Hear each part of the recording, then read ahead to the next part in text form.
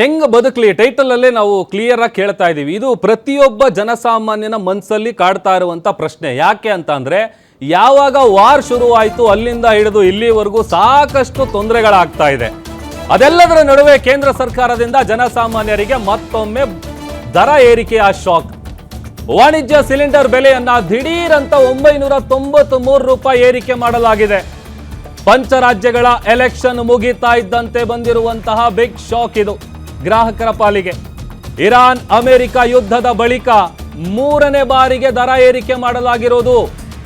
ಯಾವಾಗ ಫೆಬ್ರವರಿ ಎಂಡಲ್ಲಿ ಶುರು ಆಯ್ತಲ್ಲ, ಮಾರ್ಚ್ ಅಲ್ಲಿ ಮೊದಲಿಗೆ 144 ರೂಪಾಯಿ, ಅದಾದ ಮೇಲೆ ಏಪ್ರಿಲ್ನಲ್ಲಿ 200 ರೂಪಾಯಿ, ಈಗ ಹೆಚ್ಚು ಕಡಿಮೆ 7 ರೂಪಾಯಿ ಕಡಿಮೆ, 1000 ರೂಪಾಯಿ ಅಂತಾನೆ ಅನ್ಕೊಳ್ಳಿ, 993 ರೂಪಾಯಿ.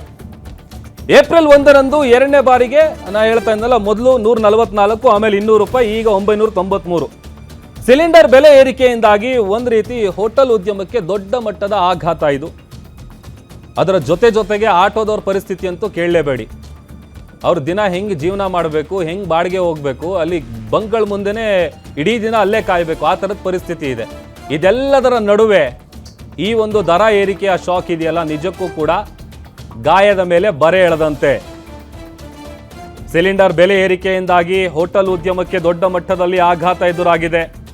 ಮತ್ತೊಂದು ಕಡೆ ಇದೆಲ್ಲದರ ನಡುವೆ ಈ ಊಟ ತಿಂಡಿ ನೆಚ್ಕೊಂಡು ಹೋಟೆಲ್ಗೆ ಹೋಗಿ ಬದುಕ್ತಾರಲ್ಲ ಪಾಪ, ಅಲ್ಲೆಲ್ಲ ಡಿಪೆಂಡ್ ಆಗಿದಾರಲ್ಲ, ಬಹಳಷ್ಟು ಜನ ಹೋಟೆಲಲ್ಲಿ ಸಿಗೋವಂಥ ತಿಂಡಿಯನ್ನೇ ನಂಬ್ಕೊಂಡು ಹೋಗ್ತಾ ಇದ್ದಾರೆ. ಈಗ ಆಲ್ರೆಡಿ ಕಳೆದ 1 ತಿಂಗಳಿಂದ ಬುಕ್ ಮಾಡಿದ್ರೆ ಸಿಲಿಂಡರ್ ಸಿಗ್ತಾ ಇಲ್ಲ.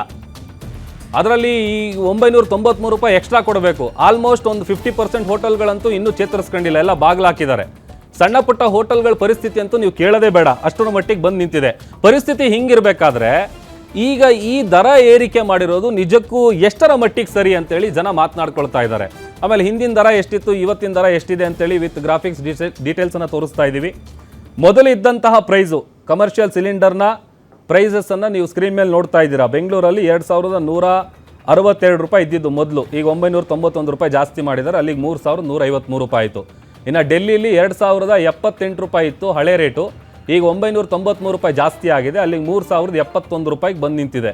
ಇನ್ನು ಚೆನ್ನೈನಲ್ಲಿ 2246 ರೂಪಾಯಿ ಇತ್ತು, ಅಲ್ಲೂ ಕೂಡ 993. ಸೊ 3239 ರೂಪಾಯಿ ಈಗ ಇವತ್ತಿನ ಬೆಲೆ ಇದು.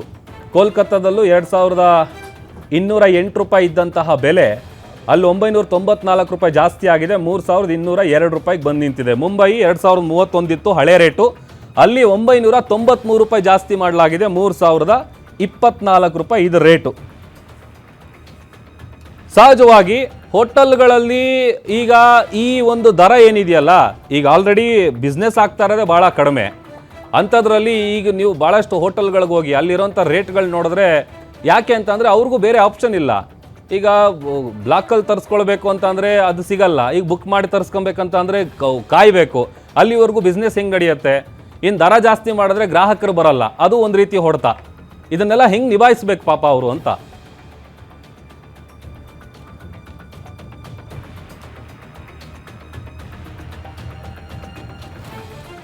ಹಾಗಾದರೆ ಇಷ್ಟೆಲ್ಲ ಬೆಲೆ ಏರಿಕೆ ಮಾಡಿರುವಂಥ ವಿಚಾರಕ್ಕೆ ಸಂಬಂಧಪಟ್ಟಂತೆ ಹೋಟೆಲ್ ಅಸೋಸಿಯೇಷನ್ನ ಅಧ್ಯಕ್ಷರು ಮಾತನಾಡಿದ್ದಾರೆ, ಜೊತೆಗೆ ಉಪಮುಖ್ಯಮಂತ್ರಿಗಳಾದಂಥ DK ಶಿವಕುಮಾರ್ ಅವರು ಕೂಡ ಮಾತನಾಡಿದ್ದಾರೆ. ಏನು ಮಾತನಾಡಿದ್ದಾರೆ ನೋಡೋಣ.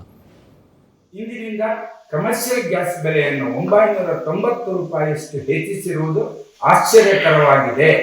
ಇದು ನಮ್ಮ ಉದ್ಯಮದ ಮೇಲೆ ಬಹುದೊಡ್ಡ ಪರಿಣಾಮ ಬೀಳಲಿದೆ. ಇದಲ್ಲದೆ ತಿಂಡಿ ತಿನಿಸುಗಳ ಬೆಲೆ ಅನಿವಾರ್ಯವಾಗಿ ಹೆಚ್ಚಿಸಬೇಕಾಗಿದೆ. ತಕ್ಷಣ ಸರ್ಕಾರ ಇದರ ಮೇಲೆ ಹೊರಿಸಿರುವಂತಹ 18% GSTಯನ್ನು ಕಡಿಮೆ ಮಾಡಿ ಬೆಲೆಯನ್ನು ಕಡಿಮೆ ಮಾಡುವ ಅಗತ್ಯವಿದೆ. ನಾವು ಇದನ್ನು ಒತ್ತಾಯಿಸುತ್ತಿದ್ದೇವೆ. ಎಲ್ಲ ಬಡಜತೆಗೆ ದ್ರೋಹ ಬಗೆತಾ ಇದೆ ಬಿಜೆಪಿ ಸರ್ಕಾರ. ಇವತ್ತು ಎಲೆಕ್ಷನ್ ಆಗಲಿ ಅಂತ ಕಾಯ್ಕೊಂಡಿದ್ರು, ವೋಟಿಂಗ್ ಆದ ತಕ್ಷಣ ಇವತ್ತು ಎಲ್ಲ ಬೆಲೆಗಳನ್ನು ಜಾಸ್ತಿ ಮಾಡಲಿಕ್ಕೆ ಆದೇಶ ಕೊಡ್ತಾ ಇದ್ದಾರೆ.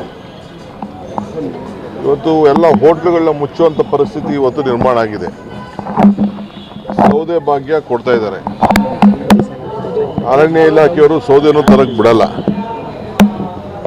ಸೊ ಇದು ಸೌದೆ ಕಡಿಮೆ ಮಾಡಬೇಕು ಅಂತೇಳಿ ಎಲ್ಲ ಮೊದಲೆಲ್ಲ ಉಜ್ವಲ ಕೊಡ್ತಾ ಇದ್ದೀವಿ ಅಂತೇಳಿ ಅದನ್ನೆಲ್ಲ ಫೋಟೋ ಹಾಕ್ಸ್ಕೊಂಡು ಪ್ರಧಾನಮಂತ್ರಿಗಳು ನಡೆಸಿದ್ರು.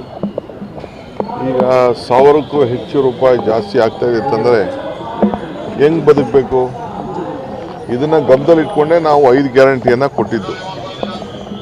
ಸೊ ಇವತ್ತು ಸುಮಾರು ಎಲ್ಲ ನಮ್ಮ ರಾಜ್ಯದ ಸುಮಾರು 1.25 ಲಕ್ಷ ಜನರಿಗೆ ವಿವಿಧ ರೀತಿಯಲ್ಲಿ 1.25 ಕೋಟಿ ಜನರಿಗೆ